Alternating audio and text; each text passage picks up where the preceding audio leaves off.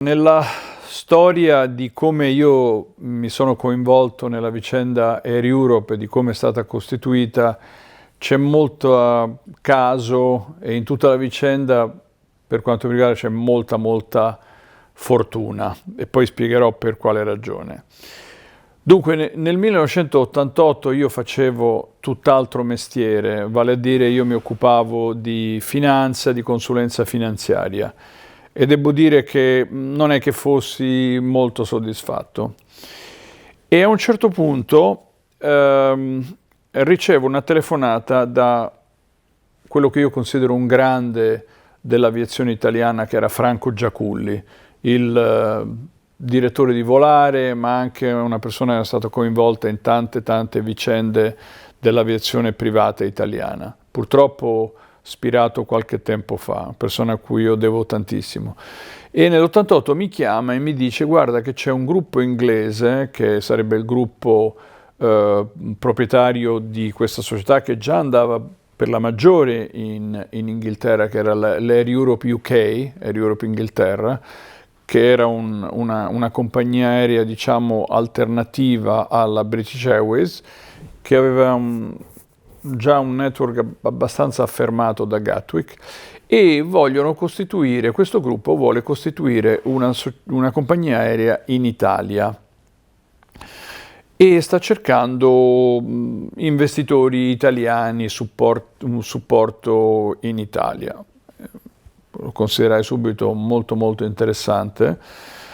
E allora parlai con queste persone, vidi che avevano intenzioni serie, che avevano intenzione di investire capitali importanti, perché questo è un settore in cui se non si parte con i giusti mezzi non si va da nessuna parte. A quel tempo erano, mi ricordo, nel 1989, 10 miliardi di lire di capitale, che corrispondono a 5 milioni di euro di oggi, ma erano di più a quell'epoca, sono passati ormai 35 anni, e quindi dissi: questa è una cosa molto seria, è un'occasione per me di mettermi, come dire, in proprio e di provare a occuparmi di un progetto imprenditoriale. Mi ricordo che detti fondo a tutti i miei risparmi, che a quel tempo erano 100 milioni di lire, quindi 50.000 euro di allora, e assieme a loro costituimmo la società mi ricordo nel dicembre del 1988 costituimmo la società. E prima di partire ci fu un anno di preparazione molto complicato, perché bisogna ricordare una cosa, che nel 1988 l'Italia era ancora nel medioevo dell'aviazione, cioè da un punto di vista normativo non eravamo assolutamente come siamo oggi con la liberalizzazione che è iniziata nel 96. Era un paese dominato dalla presenza dell'Alitalia, con un'autorità che si chiamava Civilavia, che sarebbe l'ENAC di oggi, che era sostanzialmente sotto il dominio e la presa di Alitalia. E quindi ogni progetto che in qualche modo, anche remotamente, sfidasse l'Alitalia veniva visto come il fumo negli occhi. Ciò nonostante, quest'anno di preparazione appunto lo dedicammo a assumere gli equipaggi. Tra l'altro, prima cosa, una delle grandi fortune che io ebbi è che dopo pochi mesi mi raggiunse, perché lo chiamai io, Peppe Gentile, un fuoriclasse del settore, grande esperto di operazioni, che veniva da Itavia e da Air Mediterranea.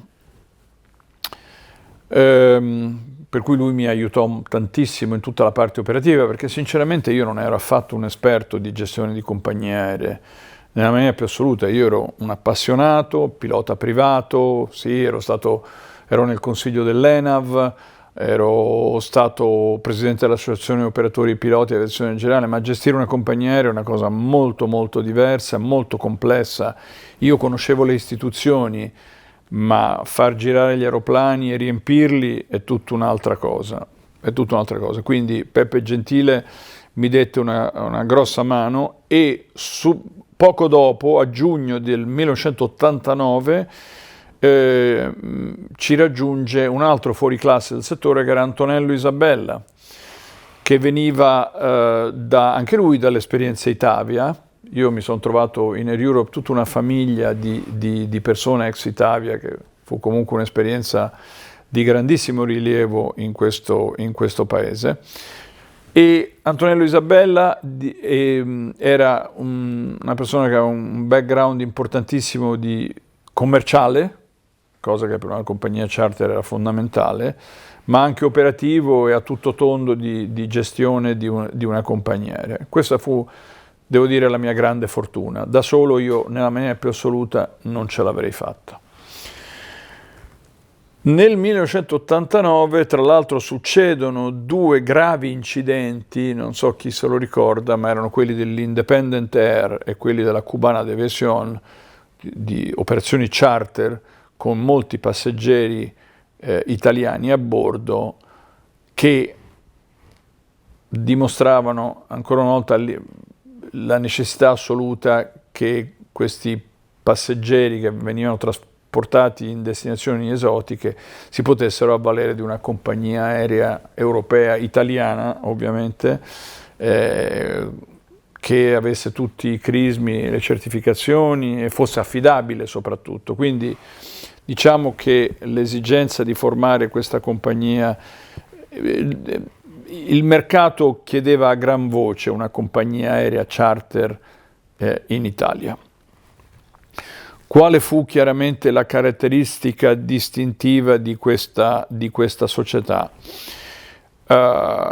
di cui io divenni subito presidente, Peppe Gentile direttore generale, Antonello Isabella amministratore delegato. La caratteristica distintiva fu quella di usare finalmente aeromobili modernissimi, i Boeing 757 Extended Range, con un servizio a bordo di altissima qualità, cosa che il mercato charter, perché era quello in cui noi ci prefiggevamo di operare, non conosceva. E quindi noi iniziamo nel dicembre del 1989 con il primo Boeing 757 Extended Range, con cui operavamo sui Caraibi. Qui c'è uno dei primi aneddoti che io ricordo sempre, abbastanza significativo del contesto in cui si operava in quel preciso anno. E cioè che quando vi fu il volo inaugurale a Ciampino di questo Boeing 757, che doveva operare con operazioni ETOPS, che siamo stati i primi a fare in Italia, Extended Range Twin Engine Operations, cioè le operazioni con i bimotori sul Nord Atlantico, quando ci fu il nostro volo inaugurale a Ciampino, io venni avvicinato dall'allora direttore generale di Civilavia, che era 40, il dottor 40, il quale mi disse: dottor Rattazzi, io le devo dire una cosa, sono un po' imbarazzato, e mi dice: guardi, l'ingegner Pavolini, che era il direttore generale dell'Alitalia, dice che voi siete dei criminali perché girate sul Nord Atlantico con dei bimotori. E questa fu una frase emblematica, perché già in quell'anno, metà degli attraversamenti dell'Atlantico erano effettuati con bimotori. Ma Pavolini e l'Alitalia non si volevano mettere a passo con i tempi, no? Preferivano bruciare carburante col 747 e rimanere ancorati a delle vecchie idee. E vabbè. Iniziamo a operare molto bene con il 757, tutto bene, il mercato cresce, nel nostro capitale era entrato il più grosso tour operator italiano, Alpitour, cosa molto importante, perché evidentemente ci assicurava un flusso di passeggeri importanti. Tutto bene finché agli inizi del 1991 il disastro della guerra del Golfo.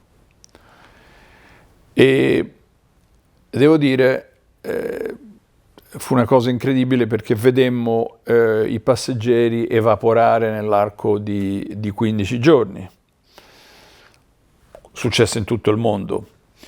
Però questo ebbe come conseguenza che il nostro principale azionista, che era il gruppo inglese, fallisce. Fallisce e noi ci troviamo senza il principale azionista. E veniamo chiamati, noi 3 manager, eravamo solo dei manager, avevamo una piccola quota, io e Gentile 1% ciascuno, con quei 100 milioni di lire, 50.000 euro che avevamo investito ognuno. Però eravamo solo azionisti di minoranza, eravamo solo managers. Veniamo chiamati dal liquidatore della società inglese, che a quel punto era fallita, un fallimento drammatico, tutti i giornali, la compagnia di Lady Diana, perché Lady Diana la amava particolarmente, fallisce, eccetera, eccetera. Io ero, mi ricordo, sui giornali perché ero il presidente, e quindi Air Europa, eccetera, eccetera. E veniamo chiamati da questo liquidatore che dice: ah, voi dovete venire qua e vi dovete comprare la compagnia. Dico, comprare la compagnia? Non c'era più un passeggero. Noi avevamo 250 dipendenti. Io, cioè, la responsabilità di comprarmi una compagnia in quel momento, in quella situazione così drammatica, con una guerra del Golfo che non si sapeva dove sarebbe andata, come sarebbe andata a finire.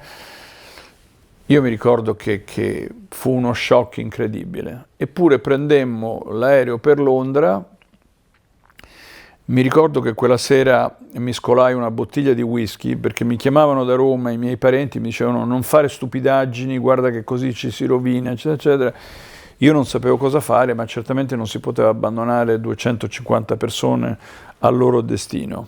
E quindi devo dire sempre di nuovo grazie ai miei 2 soci, che erano molto più coraggiosi di me, Gentile e Isabella, concludiamo l'acquisto di Air Europe, marzo 1991, con un finanziamento di Intesa San Paolo. Mi ricordo, cioè non lo scorderò mai, il supporto di Intesa San Paolo fu fondamentale. Evidentemente credevano in noi e credevano nell'iniziativa privata in questo settore, che era un settore veramente a quell'epoca calcificato, sempre con questa ombra di Alitalia che non tollerava che alcunché la minacciasse il suo primato.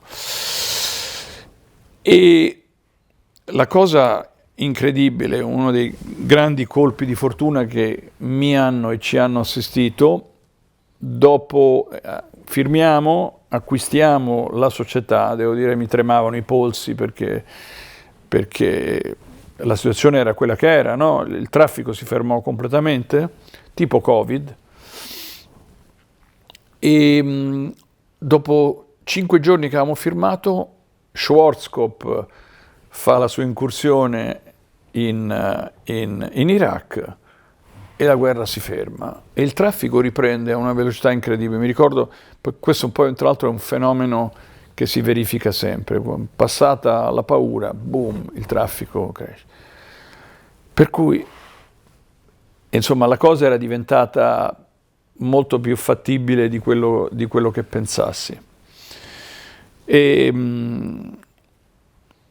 ovviamente, quindi la società riprende 2757 che ricominciano a girare bene con i passeggeri, però a quel punto devo dire ci spaventammo un po' perché dicemmo noi siamo fragili, siamo 3 persone fisiche, non possiamo reggere una compagnia aerea che ogni mese deve pagare 1 milione di euro di leasing con tutte le complicazioni di una compagnia aerea. E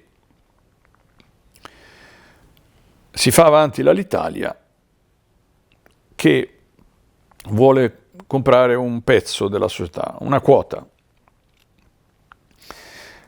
E noi spaventati decidiamo di accettare questa proposta. E quindi l'Alitalia compra il 27% di Air Europe. E devo dire che in un certo senso fu fare il patto col diavolo, francamente. perché lo scopo di questo investimento non fu quello di fare sviluppare l'Europe, ma di controllarla e fare in modo che non creasse danni al sistema, all'Italia. Per cui ci furono 9 anni di guerra con i vari Bisignani, Ciampella, eccetera, eccetera. 9 anni di guerra continua. Guerra con un azionista di minoranza, quindi non è che poi non aveva il potere di fare più di tanto, però era sempre un continuo attrito, un continuo contrasto, voi questo non lo potete fare, voi questo non lo dovete fare, eccetera, eccetera.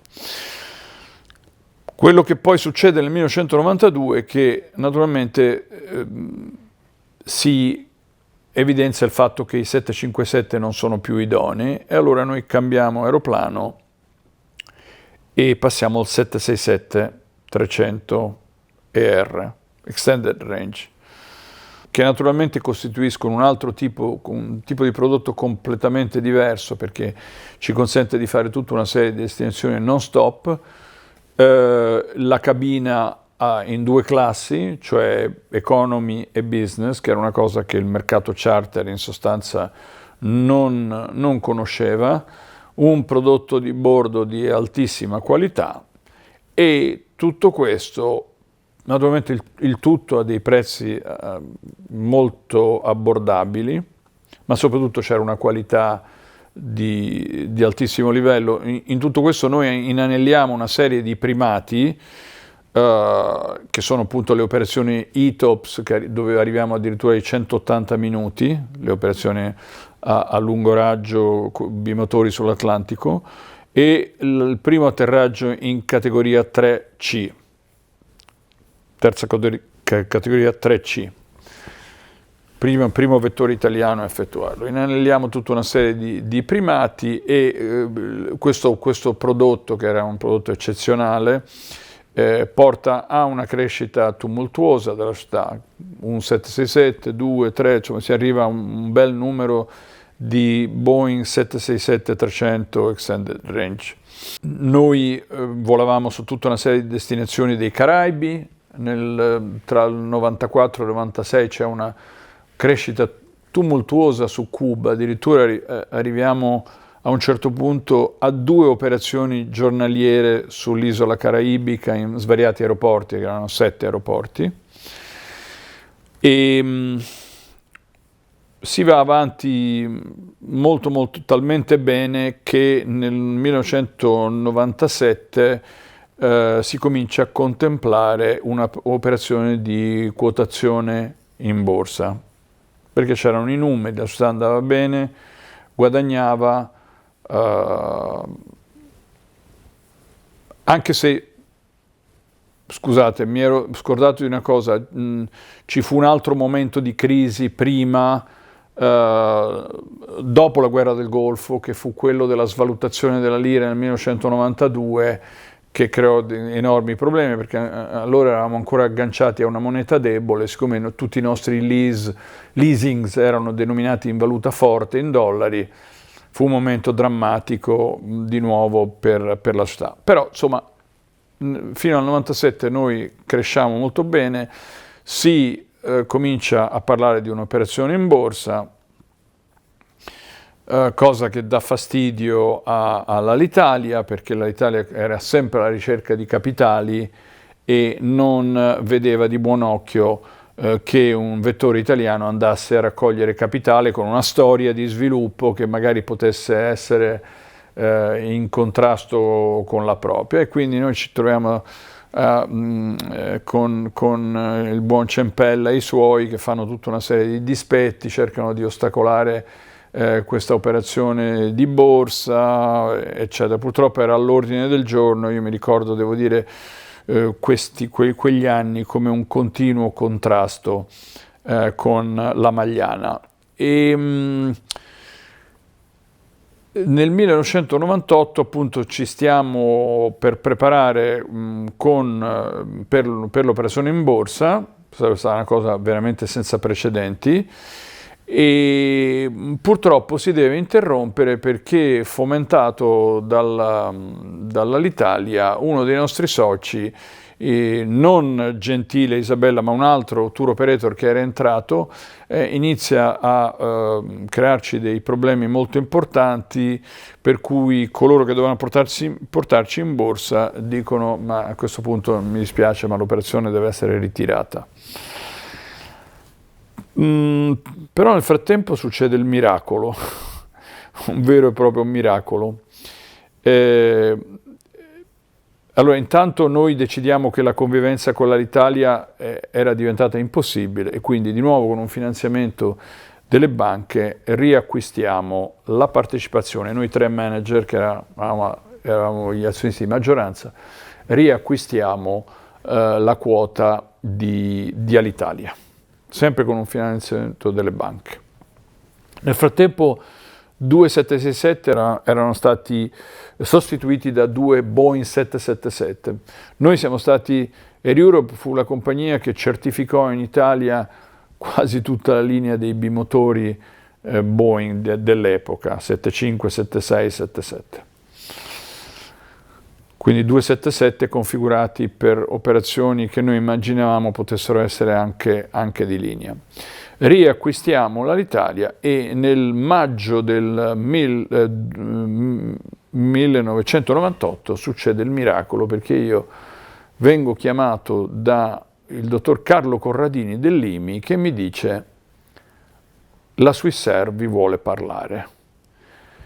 Io mi sono sentito come il parroco che viene chiamato dal Vaticano e gli si dice: il Papa le vuole parlare, un parroco di provincia, perché la Swissair nella mia vita è sempre stata l'immagine della solidità svizzera, della precisione, della perfezione assoluta.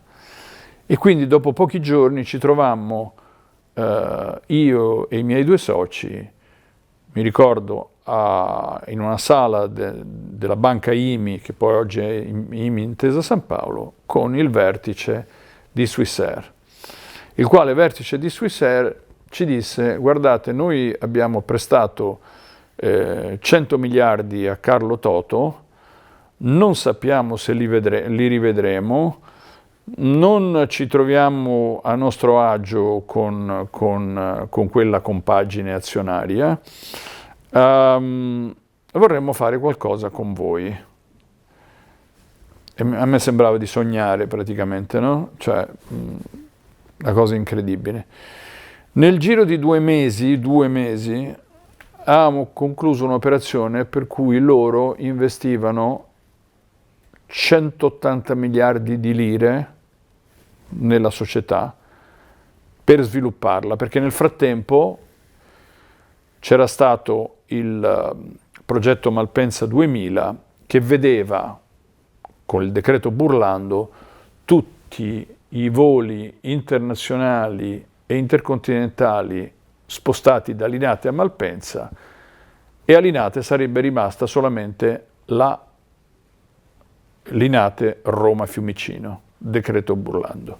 E quindi su questa base, sulla base del fatto che Malpensa sarebbe diventato un l'hub di Alitalia nel nord Italia, ma comunque un hub importante, loro decisero di investire questa quantità incredibile di soldi in Air Europe destinata a sviluppare questo progetto di un vettore alternativo, basato a Malpensa. Appunto, un altro aneddoto, un altro episodio che ricordo fu che quando stavamo per firmare nel settembre del 1998 c'è l'incidente Swissair 111 e io mi ricordo che mi misi le mani nei capelli perché dissi: adesso qui salta tutto. E invece non saltò niente, vennero tutti con i dirigenti di Swissair, mi ricordo, erano tutti con il bottone nero del lutto, e si andò avanti in questa clamorosa operazione che naturalmente fece imbestialire Cempella e l'Alitalia, perché non era mai successo un investimento di questa entità in una società italiana. Mai successo. Su questo avviene uno dei più incredibili fiaschi della storia dell'aviazione italiana, che è il fiasco Malpensa 2000, perché il progetto di spostare tutti quanti i voli da Linate a Malpensa, lasciando la sola Linate Fiumicino a Linate, salta completamente, sotto i colpi delle lobby europee, ma anche di una lobby interna molto importante, che non vedeva di buon occhio il fatto che Linate fosse utilizzabile solo per la Fiumicino-Linate. E quindi salta completamente il contesto industriale che aveva dato luogo all'investimento di Swissair in Air Europe. A quel punto, qualcuno forse ricorderà, la situazione degli aeroporti di Milano è che metà dei voli che dovevano spostarsi a Malpensa rimangono a Linate, un'altra metà va a Malpensa e noi ci troviamo che non avevamo slot a Linate, siamo a Malpensa ma penalizzati dal fatto che tutto un traffico rimane a Linate. Altro aneddoto, io mi ricordo la vergogna assoluta che io provai quando dovetti andare a raccontare questo. Noi, Air Europe faceva a quel punto parte di un'alleanza che si chiamava il Qualifier, di cui facevano parte tutte le società partecipate dal gruppo Swissair, quindi Sabena, Austrian, LTU, Air Liberté, eccetera, eccetera. Mi ricordo la vergogna profonda che provai quando dovetti andare a raccontare il fatto che il governo italiano aveva completamente cambiato le carte in tavola e danneggiato in maniera molto molto importante l'investimento di un investitore straniero, no? Mai mi sono vergognato tanto in vita mia, devo dire. E vabbè, il progetto partiva quindi parecchio monco, perché appunto Linate, Malpensa, insomma. E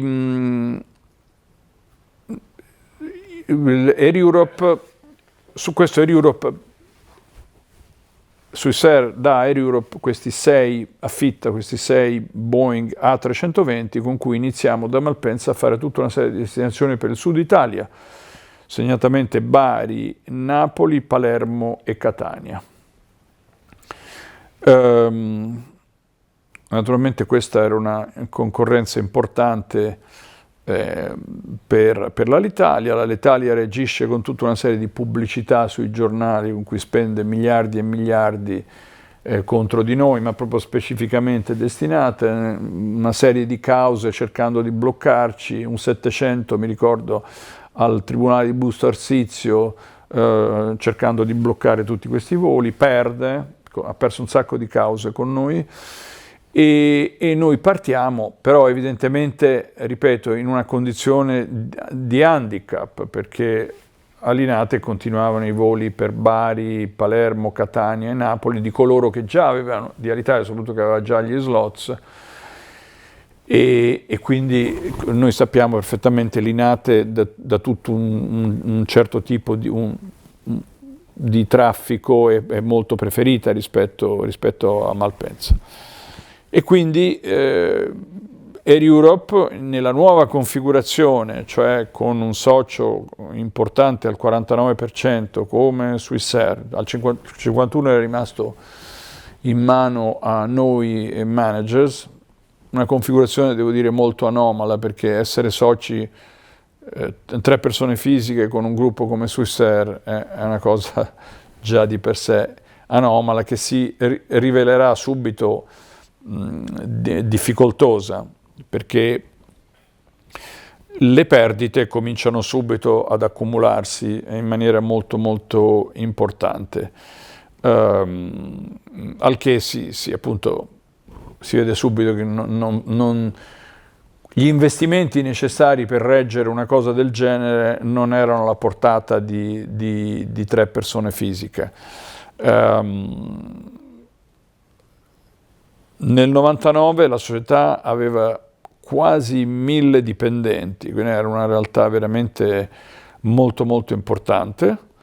6 A320 più l'attività di lungo raggio, i 767, i 777 a quel punto erano stati dismessi perché in effetti risultò che non era una macchina giusta per il mercato charter, però le perdite si accumulavano perché non era una situazione ottimale questa qui in cui si era trovato il mercato di Milano dopo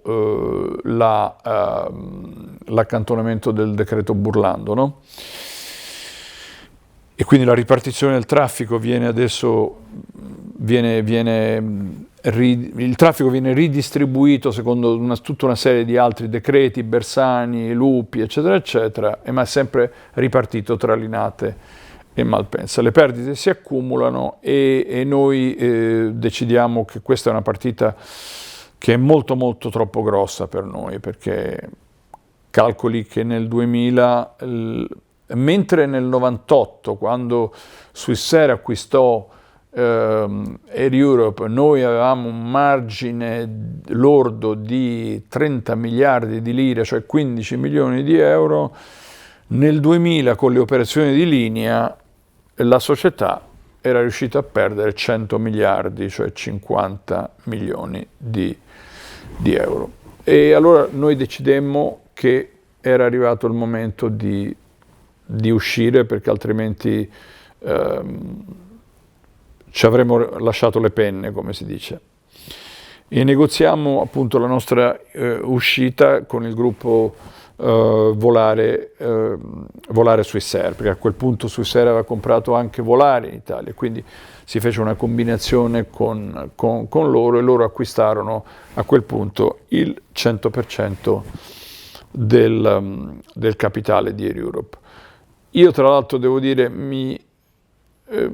fui anche abbastanza orgoglioso di questa operazione, perché, e mi ricordo, altro aneddoto, io scrissi una lettera il giorno che uscì dalla società, perché avevamo venduto, 25 agosto del 2000, scrissi una lettera ai dipendenti dicendo: guardate, questa è una cosa che io lascio con la morte nel cuore, perché questo è un mestiere che io ho amato in una maniera incredibile, però io so di lasciarvi nelle più solide mani possibile. Questa alla fine è la cosa giusta che deve fare un imprenditore.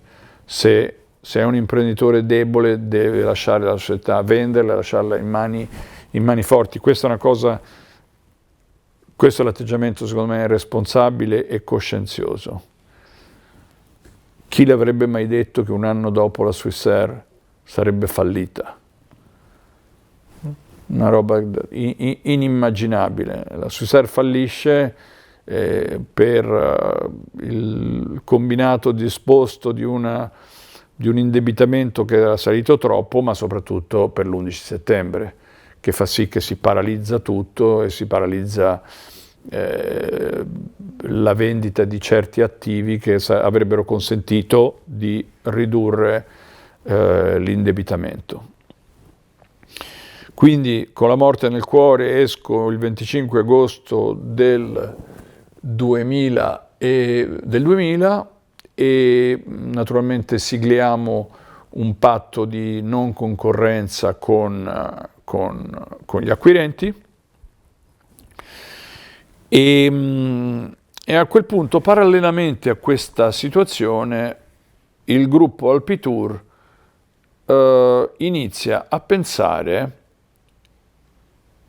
che a quel punto era di proprietà del gruppo Exor, di quello che oggi si chiama il gruppo Exor, e inizia a pensare, viste anche tutte le vicissitudini del trasporto aereo, compagnie charter che nascono e poi muoiono, le turbolenze di questo settore, inizia a pensare di costituire una compagnia aerea.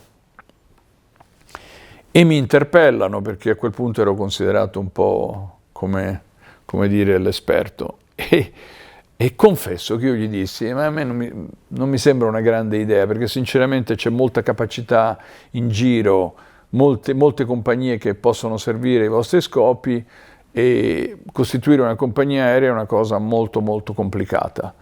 io ve lo sconsiglio. E mai dissi cosa più stupida, sinceramente, perché in realtà loro costituirono Neos, io ero, ripeto, legato da un patto di non concorrenza,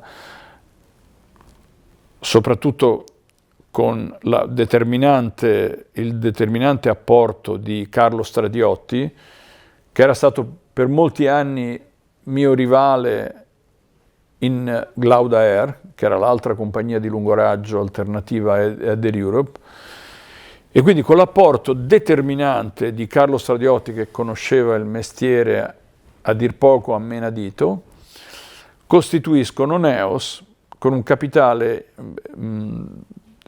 minimo, ma naturalmente con il supporto del gruppo Alpitour, quindi con tutto il traffico dato dal gruppo Alpitour, e Neos parte come un grandissimo successo. Poco dopo, scaduto il patto di non concorrenza, vengo gentilmente invitato a diventare presidente di Neos, cosa che ovviamente mi fa molto piacere, perché non solo ritrovo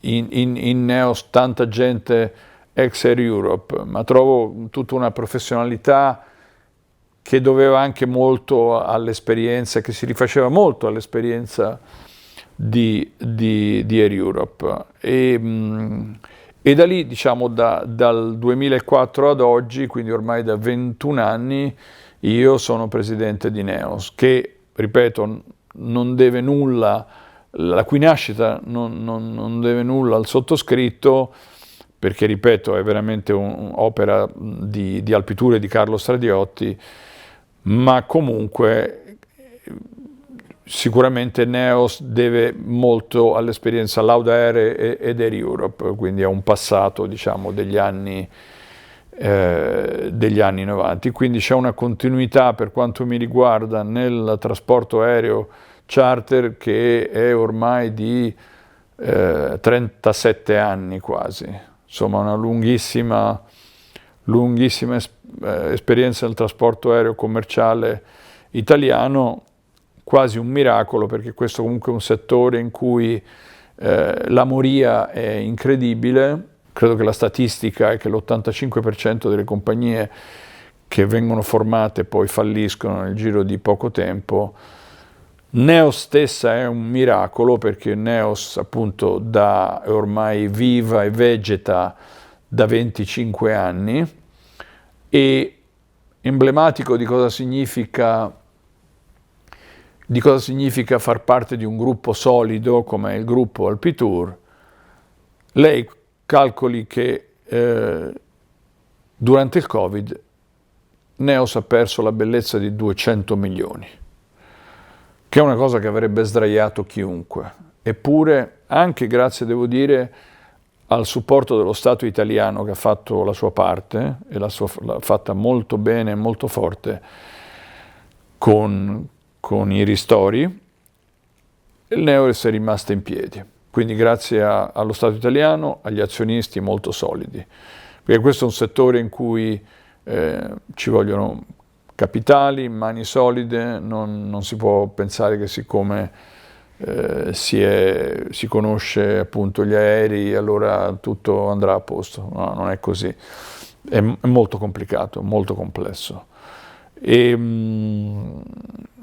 Neos credo che più o meno la conosciate tutti, opera con 787 e con i 737 MAX.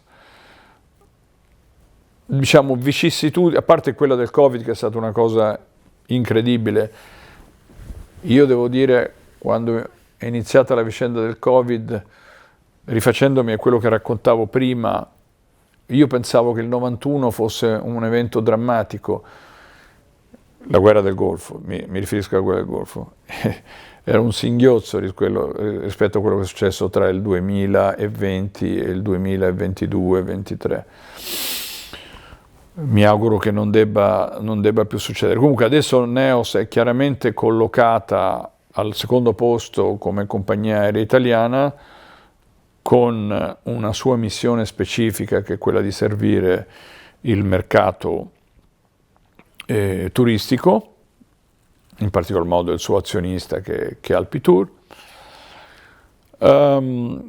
collocata in un aeroporto come Milano Malpensa, con una grandi potenzialità, ma un pochettino isolato dal punto di vista dell'alimentazione di traffico, diciamo, domestico, ma diciamo con dei risultati molto molto importanti. In questo momento stiamo affrontando un problema molto grosso con i motori Rolls-Royce del Boeing 787, che ci costringe a conseguire una utilizzazione degli aeromobili che non è ottimale e che porta effettivamente a un sacrificio importante a conto economico. Però la compagnia ha ricominciato a guadagnare, ha ricominciato a contribuire al risultato del gruppo Alpitour, che come è noto comprende anche un'attività importante di tour operating e alberghiera.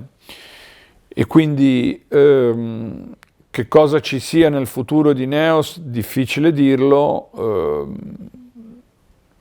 però ecco, certamente non ci sono voli pindarici di nessun tipo che non sono possibili e non sono auspicabili, e c'è sicuramente quella di continuare a svolgere questa missione, cioè servire il mercato charter con un prodotto di altissima qualità, cosa che nel caso di Neos è riconosciuta, cercare di continuare a mantenere questa posizione di seconda compagnia aerea italiana, nessuna ambizione di insidiare nessuno, perché ormai credo che in Italia i destini sono assegnati per quanto riguarda ITA e altri vettori, e questo direi che più o meno è tutto.